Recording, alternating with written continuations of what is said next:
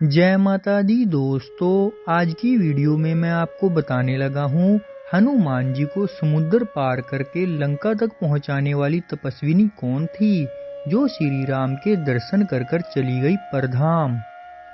भगवान विश्वकर्मा की पुत्री हेमा की सखी का नाम स्वयं प्रभा था। हेमा ने अपनी भक्ति और तप के बल पर भगवान शिव को प्रसन्न कर लिया था। शिवजी ने प्रसन्न होकर उसे दिव्य लोक की प्राप्ति का वरदान दिया। जब हेमा अपनी गुफा से दिव्य लोक में जा रही थी, तब उसने अपनी सखी स्वयं प्रभा को भी तप का उपदेश दिया और कहा कि वह गुफा में रहकर निरंतर भगवान राम का चिंतन करे। जब भगवान राम के दूत माता सीता को ढूंढते हुए गुफा में आए, तब उनका आदर सत्कार कर उन्हें प्रेम से खिलाना पिलाना, इसके बाद भगवान राम के पास जाकर उनके दर्शन कर जीवन को धन्य कर मुक्त हो जाना। अपनी सखी हेमा से उपदेश प्राप्त कर ही स्वयं प्रभा ने उसी गुफा में तपस्या शुरू की। वानर राज सुग्रीव के आदेश जब हनुमान जी जटायु सहित अंगद आदि वानरों का दल लेकर माता सीता की खोज में निकले, तो रास्ते में उन्हें एक गुफा नजर आई। गुफा के अंदर जाकर उन्होंने देखा कि एक उत्तम बगीचा और तालाब है जिसमें बहुत से कमल खिले हुए हैं।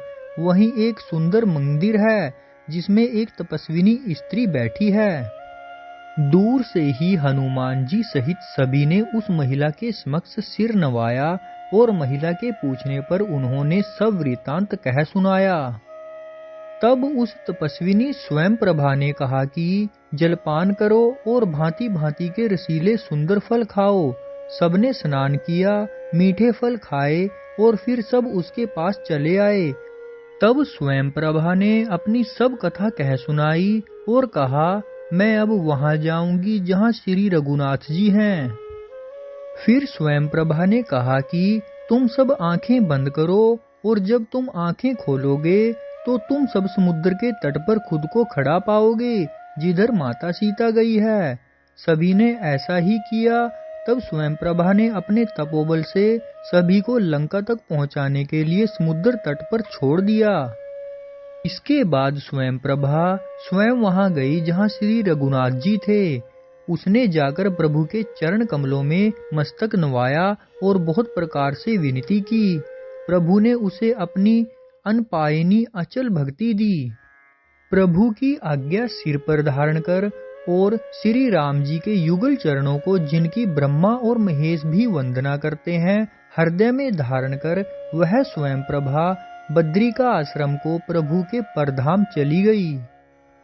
तो दोस्तों, आपको कैसी लगी ये जानकारी प्लीज लाइक, शेयर और कमेंट करके जरूर बताना।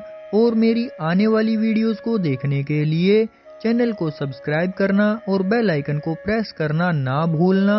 जय माता दी, जय श्री राम, जय बजरंगबली।